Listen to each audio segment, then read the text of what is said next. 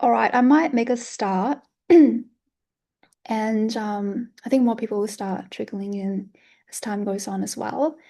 Um, okay, so good evening, everyone. Thanks for joining us on our first webinar of 2026. My name is Carmen, and I am an ECR committee member of the Australian chapter of OHBM.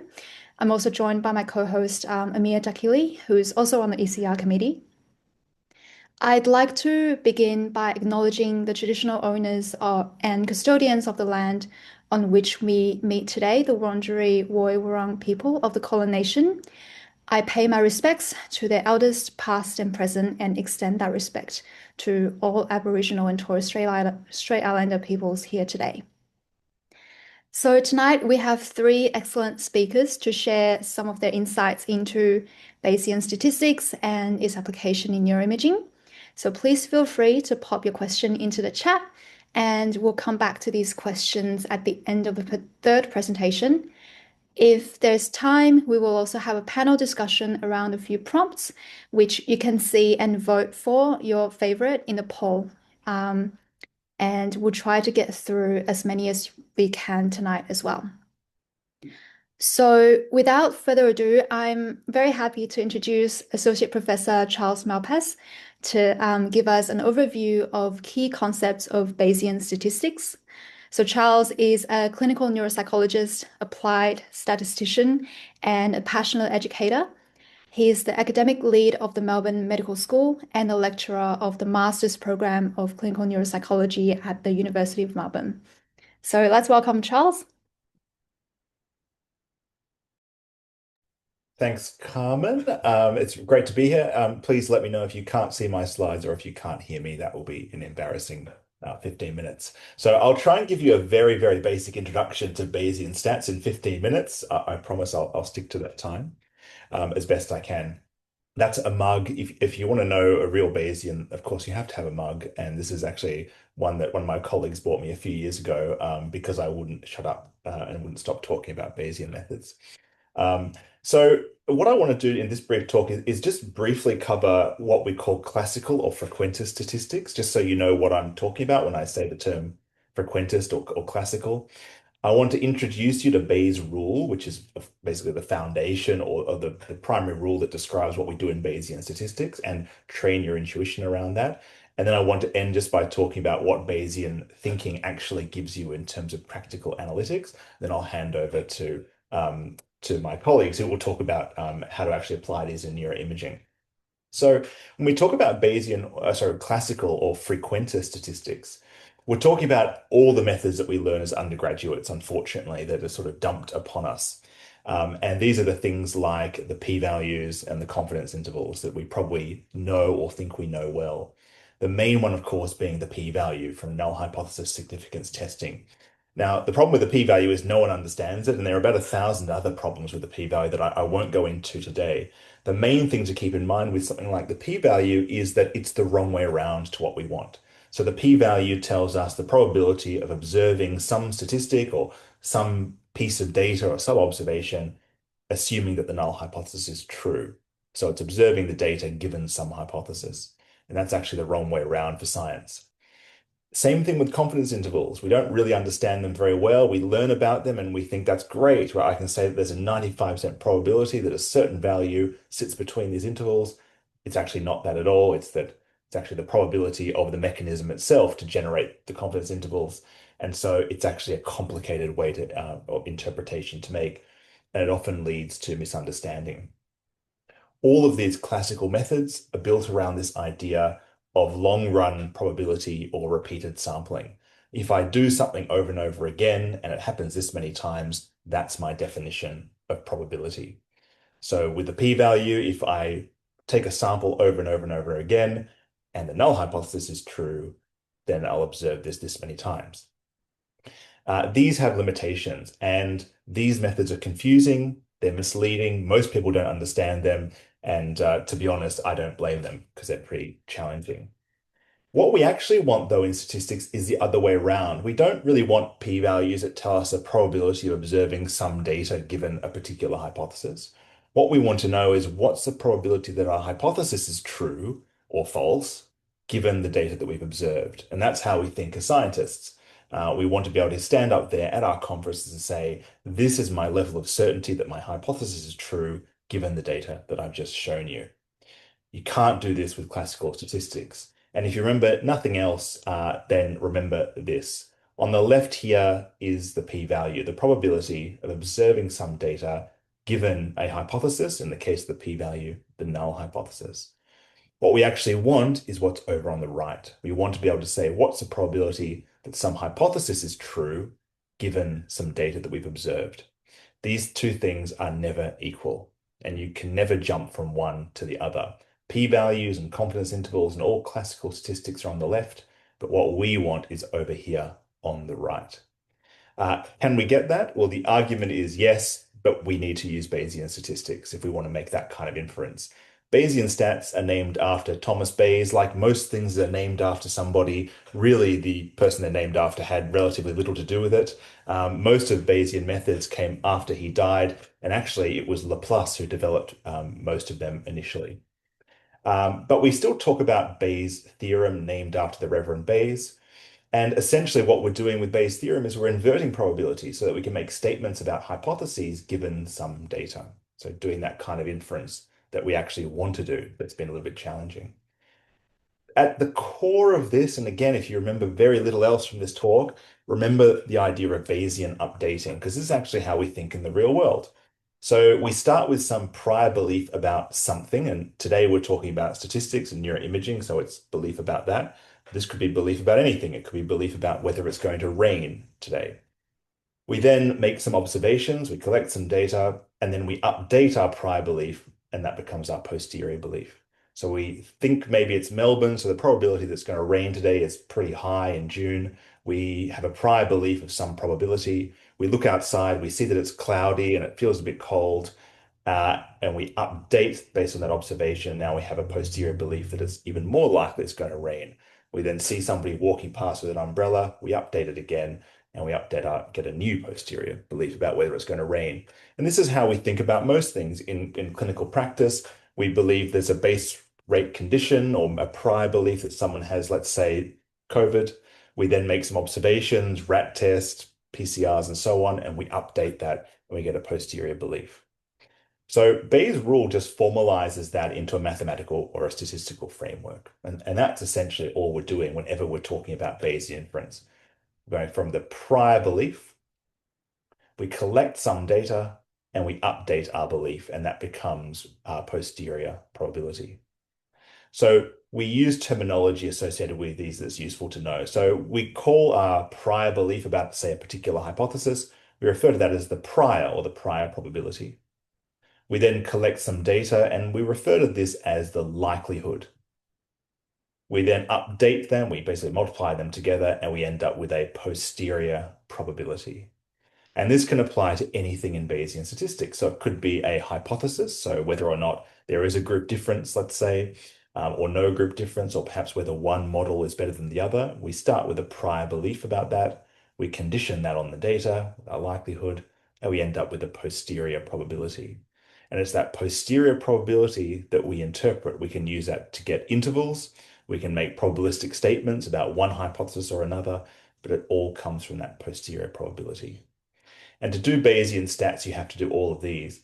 And one of the big challenges for anyone doing Bayesian statistics is where do the priors come from and how we come up with them. And I'm sure we'll talk about that a little bit later on. But just keep in mind, prior likelihood leads to posterior probability, and you've got the central dogma of Bayesian statistics. And just to train your intuition a little bit more, I just want to give you some examples of what that might look like. And now we're going to think about probability distribution. So these are probability density distributions here. And let's imagine we've got some effect size. It doesn't really matter what it is. Maybe it's a Cohen's d because looking at a difference between two groups. Maybe it's a correlation coefficient. Really doesn't matter. The main thing here is that before we've actually collected our data, this represents what we believe about that effect size. Now, the maximum probability point is over zero, so we're good scientists. We don't think we're right. We think that there's no effect or no difference. And so if we're testing out a new drug, we might say perhaps there's no difference in survival time between the treated and untreated people. But we acknowledge that there's quite a bit of uncertainty around that. It could be that there is a large positive effect or perhaps a large negative effect, but we're not sure, although we think it's probably over zero. So this is our prior probability. We then go and collect our data and we get our likelihood. And let's say in this experiment, we find we get an effect size of 2. And based on the uncertainty of our sample size and other things, we give it a probability distribution of that. So it's over 2, but there's a bit of uncertainty there, of course. We then, if you remember back to the central dogma, we basically multiply them together. So we combine our prior with our likelihood or our actual data we've observed, and we get a posterior probability. And there we say that's what we actually think the truth now is. Based on the data we've observed and our prior beliefs, this is where we are. And so there's our prior distribution, probability distribution. That's our likelihood. We've observed that from the data. And there's our posterior distribution. And so we can think about this if we change the prior a little bit and we do different things. So for example, let's say now we've got a prior and it's still based over zero. So before we've done our experiment, we sort of assume that there's no effect. But here we're more certain that it's over zero. So the probability distribution is much higher over zero than before. We're still allowing for the fact there might be an effect size either one way or the other. But here it's much more restrictive over zero. We have a stronger belief here that there's no effect size. We go and collect our data, the same thing, it's an effect size of 2. There's our likelihood. We combine them together and we end up with a posterior distribution. It's just like before, except this time the posterior distribution is further over towards zero than before, reflecting the fact that we were more certain that the effect size was certain before we did our study. So it shifted it over a little bit, but otherwise it's the same thing. And we can go the other way as well. So perhaps we really don't know at all. Before we conduct our experiment, we have what's called a flat prior. And what we say is we're so uncertain that we say that every value of this effect size is equally possible. We're not going to bias it towards zero or anything at all. Everything from negative infinity up to positive infinity is just as likely. This is known as an improper prior. And it represents maximum ignorance, and also corresponds to many of the classical statistics we do actually. We go and do the same thing. We collect our data, we get our likelihood. And if I show you the posterior probability, you have to trust me. I did click, it's just hidden behind there because our prior was so weakly informative, it didn't change anything, and all we're left with is our likelihood. So it doesn't shift it at all. So this is the general idea of Bayesian statistics. A prior on a parameter, we collect our data, get our likelihood, and compute our posterior probability. And this is what the mathematics look like. If you understand the general kind of concept, you don't have to worry too much. It's just the same thing. There's our posterior probability. So if we're testing our hypothesis here, it's the probability of the hypothesis given the data. Remember, that's the one that we want that we don't get from classical statistics. And this is just Bayes' rule. So it's the likelihood multiplied by the prior. And there's something called the marginal probability we won't talk about. In fact, in many cases, we can kind of remove that. And we can just say that the posterior distribution is proportional to the likelihood multiplied by the prior. And that encapsulates most of what you do in Bayesian statistics. And so this is how you get from Bayes' rule to something that is very, very practical, which is in this posterior distribution here. So what can you do with that? I'll just show you very quickly. The first is you can actually talk about more direct probability. So you can say things like, this is the probability that my hypothesis is correct or true. You can also talk about credible intervals. So you can say there's a 95% probability that the true effect is between this and this value. In other words, you can say the kind of interpretive statements that you thought confidence intervals let you do, but actually you found out later on they can't. You can incorporate prior information in clever ways. So perhaps you've done the experiment before exactly the same way. You don't have to assume your effect size is zero. You can assume it's something else because you have good reason. Or you can use it in ways to regularize, or you can incorporate other information into it, for example. You can use Bayesian methods to deal with very difficult estimation problems. So complex models that are very hard to estimate via conventional means, you can estimate often with Bayesian methods. I'll briefly show you the Bayes factor and even things like Bayesian model averaging to deal with model selection bias. The Bayes factor is one that we teach a lot. It's a very straightforward way to think about Bayesian methods. It's basically a ratio of evidence. So if you imagine you have your null hypothesis, so let's say the hypothesis of no effect, and you have your alternative hypothesis, that is, there is an effect, you can use the Bayes factor as a measure of evidence that can point you one way or the other. You can often use this, in fact, to complement p-values and classical statistics, although some people would argue that's not proper, but you can do it anyway, no one can stop you. And so the Bayes factor gives you a measure of evidence that is a bit more symmetrical. So for example, you compute your t-test or correlation coefficient, you get a Bayes factor that is a ratio of the evidence of the alternative hypothesis to the null. And if you get something of one because it's a ratio, it tells you you're insensitive, you can't make a decision either way. If you get a very large Bayes factor, and just as a rule of thumb, you might consider something greater than three to be something to talk about, you can get evidence for the alternative hypothesis. That's the equivalent, perhaps, of getting a small p-value. Or it can go the other way. You can actually get evidence for the null hypothesis. You can see perhaps how this is quite interesting. Sometimes you don't just want to say something is not significant. You want to actually be able to say that there's evidence for the null, and Bayes factors in the Bayesian framework let you do that. Now, that's just one way of discussing Bayesian methods, the Bayes factor. There are many, many other applications. This is just one of the outworkings of it, and I'll skip over that for now. So, as a very, very simple summary, just remember for Bayesian inference, it's all about starting with a prior belief, updating that with the data, and having a posterior belief or the posterior distribution. You can use that to do useful and interesting things. So you can summarize the posterior distribution, you can put intervals around it, you can make probabilistic statements, and you can talk about probability and hypotheses in ways that are natural as a scientist. Here's a probability of my hypothesis being true or false. Here's a probability of a parameter having a certain value. There are many, many different applications of that, and some you'll hear about today, but they all are based on this fundamental simple rule, and that's Bayes' rule. Now, I think I'm exactly at 15 minutes, so I will stop there and very happy to take any questions. Thanks very much, Charles. That was excellent. And for the people who joined in a little bit later, we do have a poll going on, which you can vote for your favorite prompt for the panel to discuss at the end of all of our presentations. So please participate. For now, next up we have Matthew. So Matthew is a postdoctoral research fellow working within the Department of Psychiatry at the University of Melbourne as a part of a NHMRC Centre of Research Excellence in Anxiety-Related Disorders. Matthew is interested in the intersection of neuropsychiatry, structure, functional relationships, and generative modeling of brain network dynamics. And today he will speak to us about Bayesian inference in fMRI. So over to you, Matthew. Thanks, Carmen. Yeah, so I'm going to sort of talk about priors as hypotheses for neuroimaging inverse problems.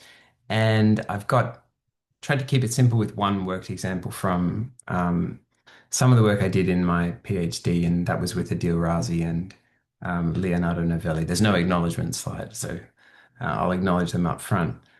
Let's see. Okay, so as Charles has already discussed, Bayesian methods give us a way of representing model parameters as probability densities, and this buys us a few things. So first, we can use priors to encode empirically or theoretically justified constraints on a model. So some values of a latent parameter are simply more plausible than others, given what we know about the world or the problem that we're studying. Second, once we have a prior over latent parameters and a likelihood, that is a statement about how a given parameter value would generate observed data plus noise, we have a generative model, a way of simulating plausible observations from the model. And this matters for interpretability. We are committing to a particular account of what the latent quantity is, how it gives rise to the observed signal and what counts as noise. Third, after inverting a generative model using real data, we can quantify uncertainty around model parameters a posteriori. And fourth, if we're willing to approximate the posterior with a simpler distribution, often a Gaussian, then variational Bayes and more specifically variational Laplace gives us an approximation to the model evidence or the marginal likelihood. And that becomes useful because it permits the straightforward post hoc comparison of models inverted using the same data that differ in their priors. And in this way, we can draw conclusions about the a priori constraints that are relevant to the generative story. Or in a more psychological setting, this could be an agent's a priori beliefs or expectations, something that's particularly relevant in the context of neuropsychiatric disorders or cognitive neuroscience. So I want to motivate the upsides of these features of Bayesian and more specifically variational inference with a single example from our work, which focuses on effective connectivity or directed communication between neuronal populations. So communication between neuronal populations is inherently directional. It's driven by the unidirectional propagation of action potentials along axons.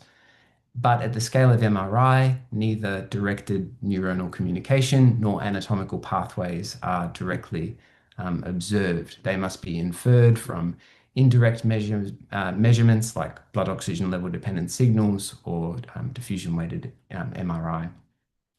So this is an inverse problem setting. There are many possible latent causes that could give rise to the observed data. And when a problem is underdetermined like this, constraints matter. So the broad question is, how can we use biological information or more generally some auxiliary data that represents what we already know about the system that we're studying to constrain inference without over-constraining it? So in dynamic causal modeling, this effective connectivity is inferred by inverting a state space model like this. And the model describes how latent neuronal states evolve over time, and in particular, how activity in one neuronal population influences the rate of change of activity in another. And that influence is encoded here in this A matrix or this transition matrix. And the model then specifies how those latent neuronal states are transformed through a hemodynamic model into the blood oxygen level dependent signals that we observe in fMRI. So in our recent work, we asked whether structural connectivity could provide a useful constraint on these effective connections. So structural connectivity, estimated from tractography, tells us something about the brain's large-scale white matter architecture, but the relationship between structural and functional organization is not one-to-one. Many functional dependencies are mediated through indirect or polysynaptic paths, and tractography only captures part of the relevant anatomical picture. So we didn't want to say if there's no detected tract, then there can be no effective connection. That might be too hard a constraint. Instead, the idea that we embraced was probabilistic. So we allowed structural connectivity to inform the prior variance over effective connectivity. So put simply, here in this cartoon, a stronger structural connectivity gives the model more prior permission to infer a non-zero effective connection. It doesn't enforce the connection to exist. It just changes how plausible different effective connectivity values are before seeing the data. In our empirical work, we treated this as a hierarchical model. So each subject has their own first level dynamic causal model, but those subject level parameters are assumed to come from a population distribution. And the key move is that this population distribution is itself constrained by structural connectivity. So the especially important point here is that we're not just taking one estimated transition matrix per subject and running a standard group analysis on point estimates. Here, the hierarchical model carries forward the posterior uncertainty from the first level. So if a subject's connection estimate is uncertain, that uncertainty is represented at the second level. In this work, we used a method known as Bayesian model reduction. We may get to talk about it, I'm not sure, to efficiently compare a large space of models that differed in these parameters that mapped structural connectivity to the prior variance. And this allowed us to ask which structural connectivity to prior mapping had the greatest evidence and then average over models according to their evidence. So across Schaefer networks in the Human Connectome project data, the evidence-weighted mappings were positive and monotonic, so structural connectivity implied greater prior variance over effective connectivity.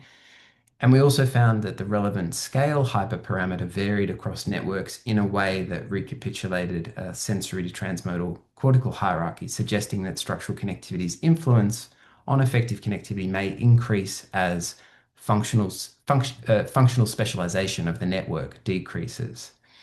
So it also motivates the view that this constraint exerted by structural connectivity on effective connectivity may vary as a function of some pharmacological manipulation or neuropsychiatric disorder. And indeed, we've begun investigating this and have provided some evidence in the context of psilocybin administration and depression in Huntington's disease.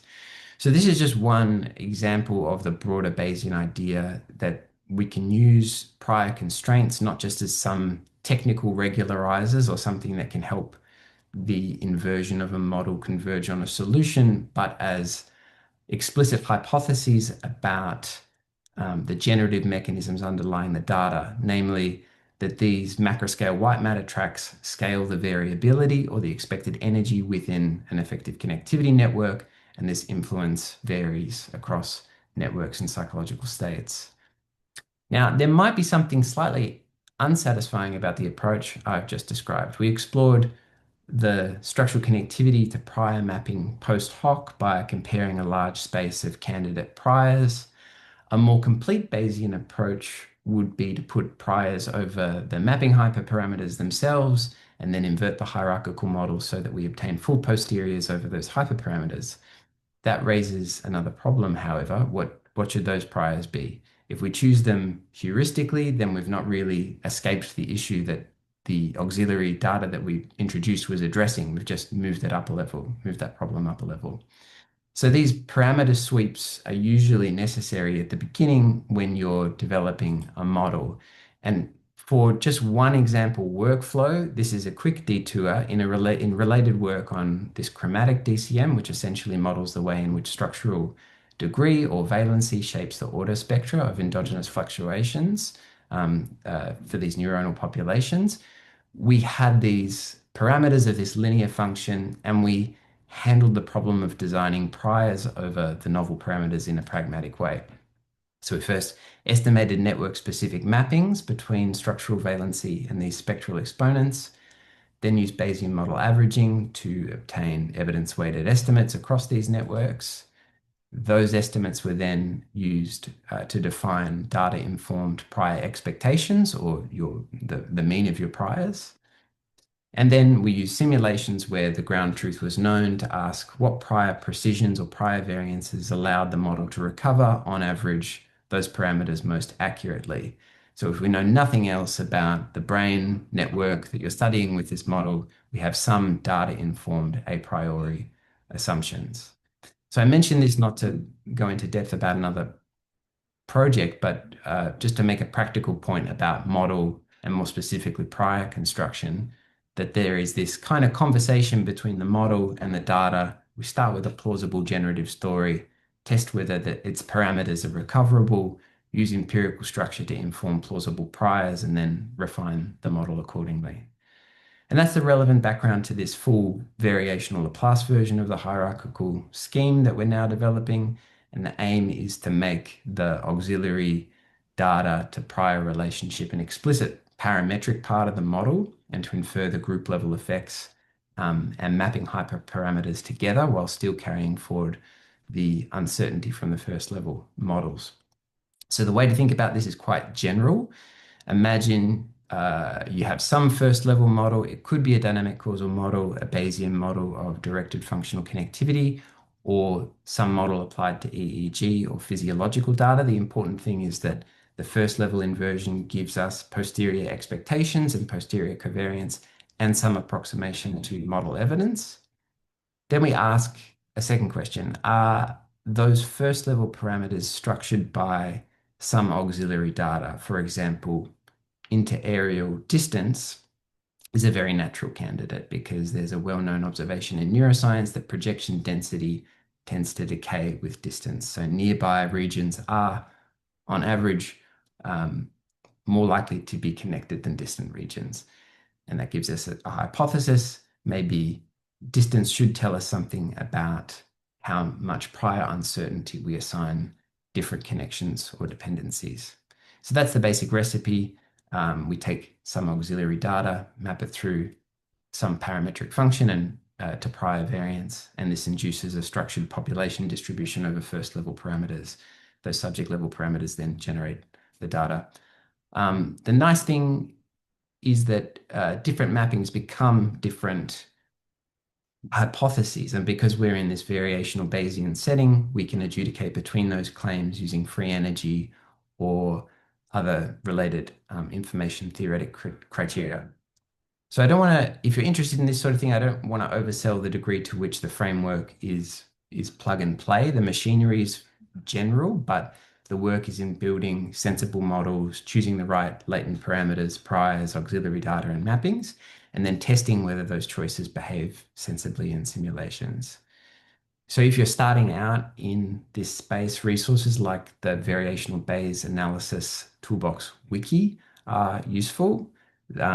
It frames Bayesian modeling as a workflow in terms of simulation, inversion, testing identifiability, running model confusion analyses, and iterating. And the final point that I'll make is that in MRI and with these sorts of models, where there's usually no ground truth. We're not observing mechanisms directly, we're inferring them, and there's always uncertainty. And that's the cost of moving beyond simpler analyses of observed data. The mathematics become more complex, and so too do the claims. So they become less purely descriptive and are therefore on a less secure footing. But the upside is that we can make our assumptions explicit and generate hypotheses about potential mechanisms that can be tested in other data sets, modalities, or in more invasive experimental settings. So I won't ask for questions because we'll do that at the end, but thanks for listening. Thanks, Matthew. Thanks for the great presentation. Before I introduce our final speaker, please feel free to start putting your questions in the Q&A section or upvote any questions that have already been asked. We also have a poll running, so please cast your vote for the questions you'd like us to discuss with the panel at the end of the session. And now it's my pleasure to introduce our final speaker, Dr. Ellis Rowe. Ellis is a postdoctoral research fellow at the University of Melbourne. Her research is primarily in the field of behavioral and clinical neuroscience, specializing in perception, predictive coding, conscious awareness, and mental health, with expertise across different imaging modalities, including EEG and fMRI. Over to you, Elise. Great. Oop. Thanks, Amir. Thanks for having me along tonight and to everyone for showing up. So I'm going to talk a bit more broadly about the statistical challenges in neuroimaging analysis and interpretation. And I'll be focusing on primarily EEG analysis as well as the statistical parametric mapping software. So we know that neuroimaging provides high-dimensional, noisy, and indirect measurements of brain activity. And the goal is to not only detect effects, but we also want to make reliable inferences from complex data. And two of the most common challenges that I'm going to touch on today are the multiple comparisons problem. And SPM has a couple of ways to deal with this. One takes a classical approach, and another is a Bayesian approach, which I'll explain a little bit more about later. And I'm also going to look at the inverse problem when looking at EEG data and how this is solved in SPM. So what is the multiple comparisons problem? Well, when we have well-characterized ERP components like the mismatch negativity or the P300, we can look at the prior literature to determine where and when our experimental effects are most likely. So in the case of something like this, if we're looking at the mismatch negativity, we might extract group level activity at an electrode like FZ. And then we know that we're looking in a window such as 100 to 250 milliseconds. So we can also extract group level activity from within this window to average it and then perform statistical tests. So we can do a single t-test or an ANOVA, depending on the number of conditions. But we can also do time-resolved comparisons. So we might want to look at individual time points within this time window to see where there's a difference between the conditions. But what if the location of the responses is not known a priori, or we want to just know where and when a specific effect is occurring? This leads to a massive multiple comparisons problem. So we have thousands of sensors by time points when we're looking at the scalp, and neighboring activity in both time and space is really highly correlated. When we're looking at the source level, we have this same problem, and this leads to a huge number of statistical tests that are possible. And at ordinary P is less than 0.05 levels, you get a large number of false positives. And so this is where SPM was kind of revolutionary when it was first introduced. So as I said before, there's a couple of different ways SPM can deal with this, but I'll just go into the pipeline to get to the different ways that this is tackled. So when we have a raw MEG data, we then apply some pre-processing, such as filtering or artifact detection. We then convert each condition per participant into an image, and this is X by Y over the scalp, and then we have these scalp maps over time. But this can also be done at the source level as well. We then apply a spatial smoothing filter. This allows us to comply with the requirements for the frequentist approach. And we then do a voxel-wise analysis where we perform a GLM at both X, Y, and T points. And this computes the beta coefficients that we can use for our statistical comparisons. This then, once we contrast these, so we'll look at our conditions of interest and we might look at the main effects or simple effects. And this will give us what is actually known as the statistical parametric map that's unthresholded. So again, here we have X by Y by time, and these are unthresholded T or F score value maps. And as I was saying before, we can do statistical inference on these statistical parametric maps using either what is known as Gaussian random field theory, and this allows us to do family-wise error-corrected SPM maps. But we can also use Bayesian approach. So this uses Bayesian model selection and what's known as posterior probability maps. And I'll just go into a little bit more detail about exactly how this is done. So as I was saying before, for these SPMs, we use random field theory to correct for multiple comparisons. And in this way, we treat a statistical map as a continuous, smooth, random field. So in a really simplified explanation of how this works, we might take our unthresholded statistical parametric map, and this is just showing the T statistic across the scalp for one single time point, and this could be just of one contrast of interest. And what SPM does in a simplified format is kind of converts this into a spatial topology problem. And so we have here the peaks and valleys that represent these T statistics. And this is just showing an example at one point in time, but this is applied across all points in time in 3 dimensions because we have correlations in both space and time. And then what we can do is we can apply what's known as a family-wise error correction, like a level, and this will lead to the significant clusters or excursion sets that show us where we have clusters that would not have occurred just by chance. And once this is applied, we then get what's known as our family error-wise corrected statistical parametric map.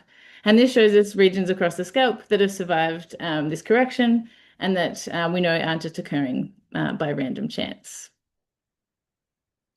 But as I mentioned before, there's another built-in factor to SPM that's known as Bayesian model selection. And what's really nice about this is that you can actually quantify the relative evidence for any number of models. And this is also performed in a voxel-wise manner. And then it selects the model with the highest probability. And this can be done in space and time as well. And what we're looking at is the probability of the data given the model. And I think we've touched on it a little bit earlier tonight. But a really simplified example of how this is performed is you can specify any number of models for how you might predict that your conditions might appear in the brain. And so we have a simple model, model 1 here, and this is model 2 and our 2 conditions.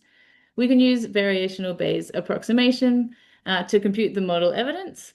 And then we can look at the group level using 2 different methods, so fixed effects or random effects. And this will show us where and when in the brain either of these models win, with random effects being a bit more lenient to potential outliers. And in a paper of ours from 2018, we did this and we showed that for model 1, this is a very clear winner. So we have here, this is X and Y over time, and then some scalp maps showing the clusters across the brain. So we can see here that model 1 had a very high probability compared to model 2, but there were some small short time points and locations in the brain where model 2 won. So this is just a nice way to, I guess, to quantify the evidence for different competing models and to also get something more out of your data that you might not have seen if you were just doing traditional statistic parametric maps. So a bit of a change in gears now. So I'm going to talk about the inverse problem in EEG, which we also kind of heard a little bit about earlier. But the main idea here is that we have our observed scalp level data, and what we want to find out is where the sources were in the brain. And so this is a really difficult problem to solve because a large number of source locations and activation levels can lead to the same scalp level activity. However, once we know what the source layout is, we can predict what the data at the scalp will look like. And so what we're asking here is, given our observations Y and stimuli U, we want to know what parameters make the model best fit the data. And so once we have these source locations in, as I was mentioning before, we want to know what brain activity does the model predict given these parameter values. And we kind of iterate over this, there we are, over and over. So we go from our observed data to our predicted data from the model, and then we try and maximize this. That'll give us our most likely source locations. And in SPM, this is done, the default way is done using a Bayesian method known as multiple sparse priors. And just a short kind of introduction on how this works. We start basically with our head model and our forward operator or our lead field matrix. And this is specifying the physics of the head, given the known head model. And we also have our measured EEG data. And what SPM does is that it selects a number of candidate patches, or these prior kind of patches that are sparse. And this is based on anatomical assumptions that we already know. And then we set out the location of these within our covariance matrix. And then we iteratively optimize this. So we might downweight certain patches if they're not contributing to the model evidence. And we iterate through this over and over until we end up with a good fit for our model evidence to the data and our composite source covariance matrix. And then this will lead to our the source locations within the brain. So this is a nice way that we can take into account prior information when we're doing source reconstruction. And you can also restrict to different anatomical regions, say if it was a visual or an auditory task. So yes, there's many methods available to help. As I was saying earlier, neuroimaging is fundamentally a layered inference problem, and the brain activity must be inferred indirectly from noisy measurements. But Bayesian methods allow us to incorporate this prior knowledge to quantify uncertainty and also to compare competing hypotheses. So a major challenge is building models that better reflect how brain activity produces the signals that we measure. And the field is increasingly moving towards probabilistic generative models of distributed brain function across multiple spatial and temporal scales. And if anyone's interested in SPM, there's a lot of information available online. There's videos, tutorials. It's a really good reference point if you ever wanted to use SPM software. And then the same goes for Fieldtrip too, which is a little bit different, but they also have a large number of tutorials that are really handy. And then there's also some great papers that can help increase your understanding of these kinds of analyses. So thank you. Fantastic. Thanks, Elise, for this fantastic presentation. We will now open the floor for the questions. So feel free to submit your questions using the Q&A panel.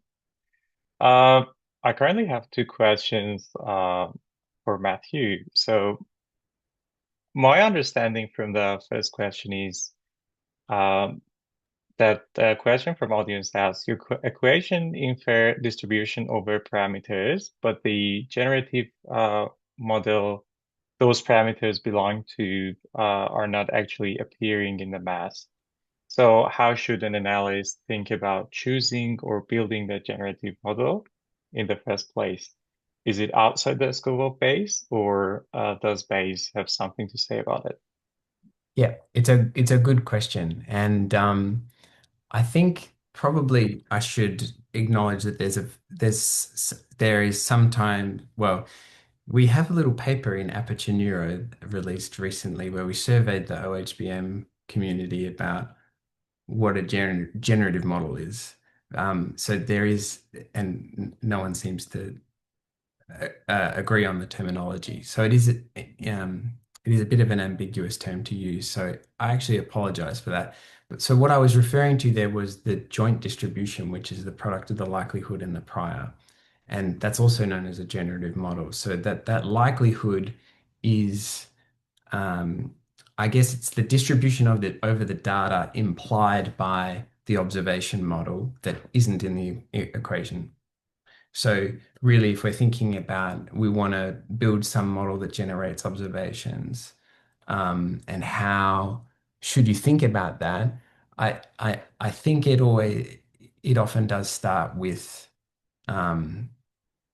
it often starts with some theory.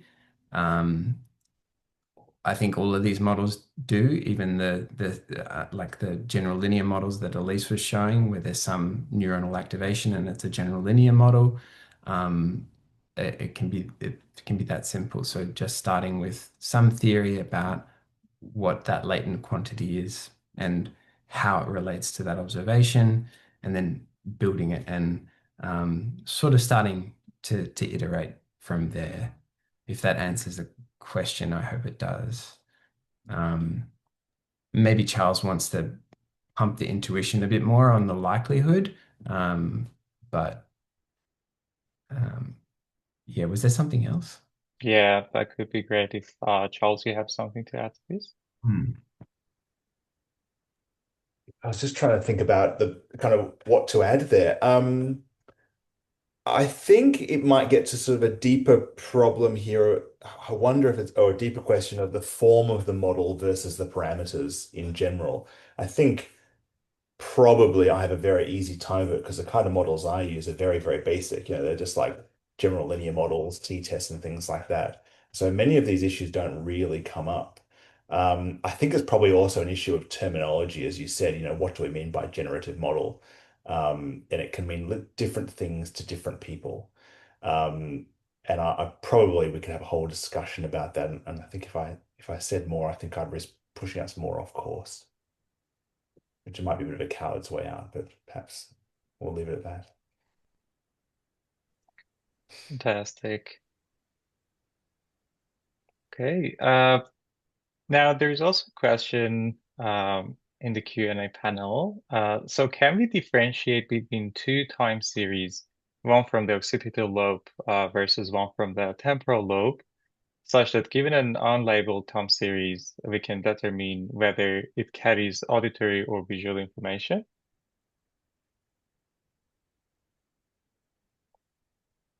I think this is a question for Matthew. Oh, sorry, did we miss another question about multi-site kind of harmonization or something?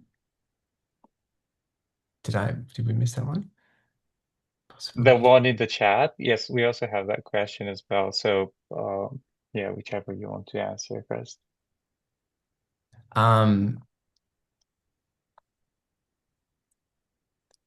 Yeah, so anyway, those sorts of hierarchical Bayesian models are often used in the context of, normative modeling or multi-site harmonization, these sorts of problems.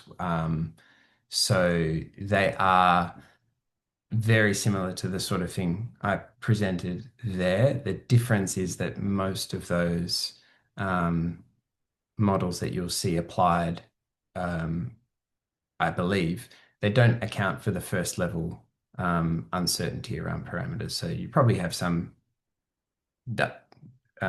point estimates at different sites. And then you estimate some population distribution with some covariates for site and other factors. Yeah. And I think that other question was actually for Elise, Amir, was it not? The last one, yeah, occipital lobe. I think, Elise, do you want to add some comment on that? So the question is, can we differentiate between two time series, one from the occipital lobe versus one from the temporal lobe, such that given an unlabeled time series, we can determine whether it carries auditory or visual information? I'm really not too sure whether I'll be able to answer that. No, it's not something I've ever really thought of, whether that would be possible using decoding or something like that. I'm not sure if any of the other panel members have any idea about this.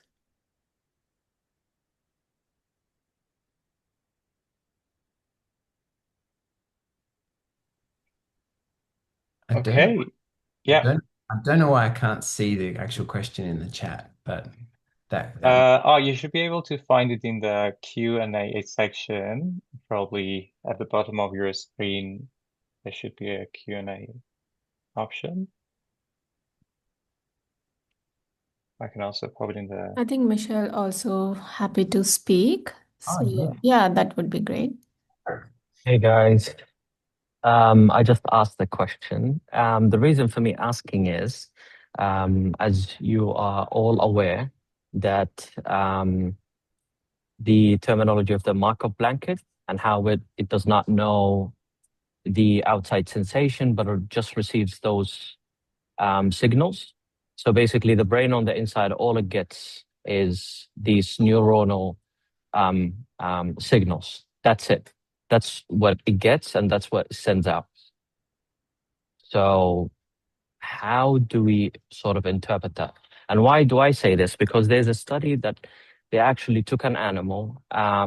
They've removed the visual cortex.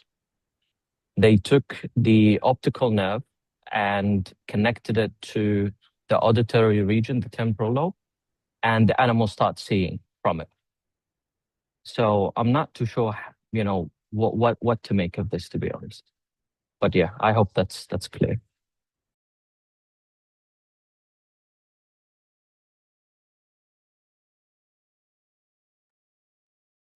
Thanks, Michelle. Anyone from the speakers want to add something? I think I would just add, look, there's the statistical framework, and then there's sort of the neuroscientific framework, and Bayesian thinking can inform both of those. But I think that sort of question goes beyond simply a methods question. That really is a fundamental scientific question that requires a bit more of it than that. And why I point that out is that sometimes people expect a lot more of Bayesian methods than they can offer. At the end of the day, Bayesian methods are an inferential framework primarily. And although you can do things much better, it's not a panacea, and it's not going to solve all of your scientific problems. And I think that's probably why we're a bit hesitant to jump into that one. It's because it becomes more of a fundamental neuroscientific question as opposed to more of a question about inference. And we could easily get those two things confused. But in my experience, it pays to keep those sorts of things separately and to formulate the scientific question well before you start thinking about inference as much as possible, I think. Thanks, Charles. I think we are getting closer to the end of the session, so I probably just ask one question, probably for everyone in the panel. What resources or tools would you recommend for ECRs wanting to get us started with Bayesian statistics and neuroimaging?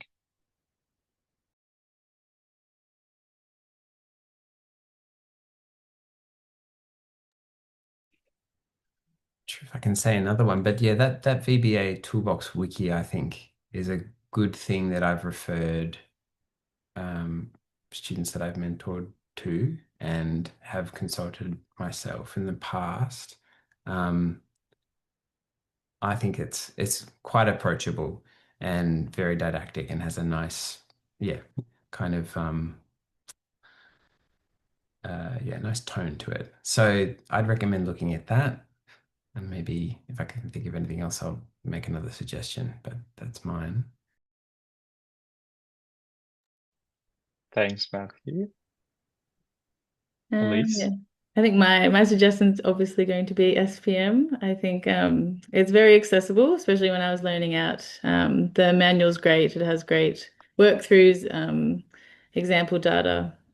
Yeah, I think it's a really good resource. I think the general advice I give to people is to do one of two things. One is if you're already using classical methods, then find the Bayesian version of that. So, you're using random field theory and SPM to do your correction, then use, a Bayesian equivalent as Elise has spoken about. That way you can sort of leverage what you already know and then start to compare it and train your intuition using the Bayesian version. You kind of know if you're getting decent output because you've done it with your primary analysis. So you kind of do it that way. And that's how a lot of us, I think, get into Bayesian methods in the first place. The other way is to do ground up and say, I'm just going to learn about Bayes' rule and Bayesian inference in a different area and learn it that way. And I've noticed that Ross has just posted in the chat about Richard McElraith's video lecture series, Statistical Rethinking. He's also got a textbook. It's actually behind me on my shelf. And that is the perfect place to start for Bayesian methods. His lectures are free online on YouTube. I think they're from maybe one of the Max Planck Institutes, and really, really good place to start. But if you don't have the time to kind of get into Bayesian methods from the ground up, just find the plugin or the toolbox in your software that does a Bayesian version of what you do, and it's kind of the lowest energy state really to get into Bayesian methods, I think. Fantastic. Thanks, Charles. And thanks, everyone, for the great questions and discussion. I think that brings us to the end of today's webinar. I'd like to thank our speakers and to everyone who joined us today. And we look forward to seeing you at our future webinars. So have a wonderful evening and thanks again for joining us.